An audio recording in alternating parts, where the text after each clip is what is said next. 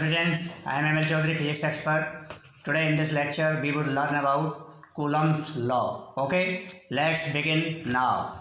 We know that, अर्थात हम जानते हैं. क्या जानते हैं हम? 11th क्लास से हम जानते हैं कि दो ऑब्जेक्ट्स के बीच लगने वाला बल यानी ग्रेविटेशनल फोर्स, न्यूटन ने बताया कि टू ऑब्जेक्ट्स और टू मासेज के बीच लगने वाला बल उन दोनों मासेज के प्रोडक्ट के प्रोपोर्शनल होता है, right.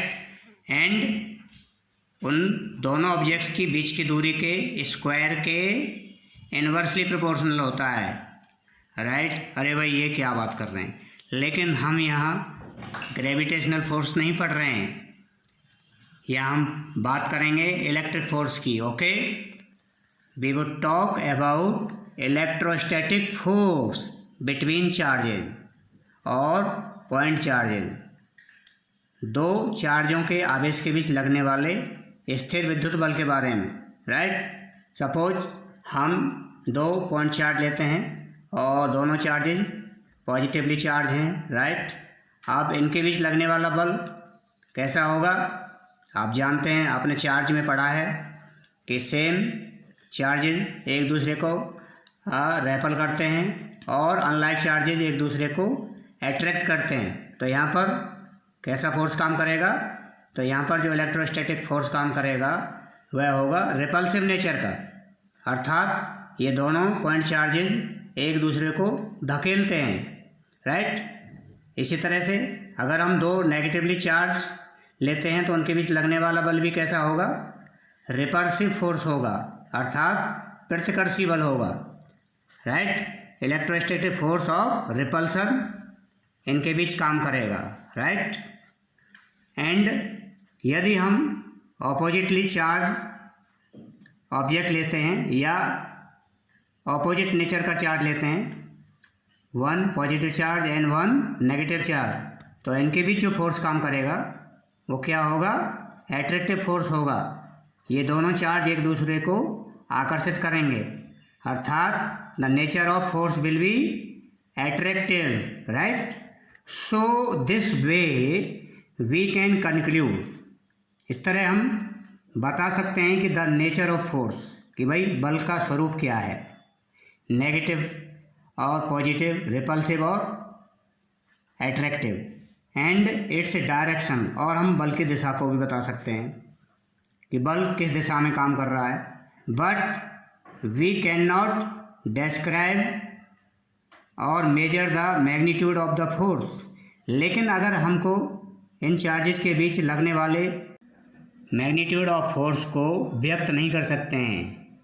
But Coulomb's law describes the magnitude of force between the point charges, लेकिन कूलम का लॉ दो बिंदु आवेशों के बीच लगने वाले बल के परिमाण को व्यक्त करता है, राइट. तो let's try to understand it. Suppose दो पॉइंट चार्ज लेते हैं plus Q1 and plus Q2, and उन पर लगने वाला बल कैसा होगा, this is clear. This will be force of repulsion, एक दूसरे को धकेलेंगे, right. F is directly proportional to plus Q1, अर्थात यह बल प्लस Q1 चार्ज के डायरेक्टली प्रोपोर्शनल होता है, and F is directly proportional to plus Q2 and F is directly proportional to Q1 into Q2, अर्थात टू चार्जेस के बीच लगने वाला बल उन दोनों चार्जेस के प्रोडक्ट के प्रोपोर्शनल होता है, and this is relation 1, and the force is inversely proportional to the square of the distance between two charges, अर्थात उन दोनों चार्जों के बीच की दूरी के वर्ग के व्युत्क्रमानुपाती होता है. Alright, this is relation 2. तो this is the fundamental of Coulomb's law. So Coulomb's law in electrostatics states that, अर्थात स्थिर विद्युत विज्ञान में कूलम का नियम बताता है कि the magnitude of the electrostatic force का मैग्नीट्यूड परिमाण बिटवीन 2 पॉइंट चार्जेस, दो बिंदु आवेशों के बीच लगने वाला electrostatic force is directly proportional to the product of the magnitude of two charges के मैग्नीट्यूड के प्रोपोर्शनल होता है, right, and inversely proportional to the square of the distance between them, और उन दोनों चार्जेस के बीच की दूरी के वर्ग के इनवर्सली प्रोपोर्शनल होता है, right. So the equation is F is directly proportional to Q1 Q2 upon R square, right. F is directly proportional to Q1 Q2 upon R square, okay. अभी प्रोपोर्शनलिटी साइन को हम constant से substitute करते हैं। F is equal to K Q1 into Q2 upon R square. K क्या है? Coulomb's constant है, right.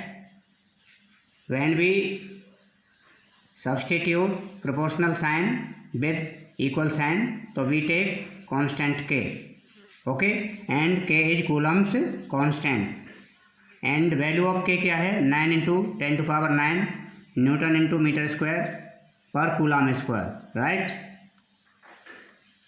भाई ये यूनिट कहाँ से आ गया कूलम्स कांस्टेंट का? इसकी चर्चा हम आगे करेंगे। And SI unit of K अर्थात कूलम्स कांस्टेंट का SI यूनिट क्या है? न्यूटन इंटू मीटर स्क्वायर पर coulomb square, right. And K is the constant of medium. K क्या है? कांस्टेंट ऑफ मीडियम है, अर्थात चार्जेस किस मीडियम के अंदर रखे हुए हैं उसके लिए K कांस्टेंट का काम करता है। एंड और यह एयर और वैक्यूम के लिए एप्लीकेबल है, right. And K equal to 1/4 pi epsilon naught. Experimentally it is found, प्रायोगिक तौर पर यह पाया गया है कि K का जो वैल्यू है 1/4 पाई एप्सिलॉन नॉट के बराबर होता है, राइट। सो इसको K के स्थान पर सब्सटीट्यूट करने पर हमारा फार्मूला क्या हुआ? F is equal to 1/4 pi epsilon not into charges का product Q1 into Q2 upon R square, right. So this is the Coulomb's law of electrostatic force. इस फॉर्मूले के माध्यम से हम मैग्नीट्यूड ऑफ फोर्स को मेजर कर सकते हैं, राइट।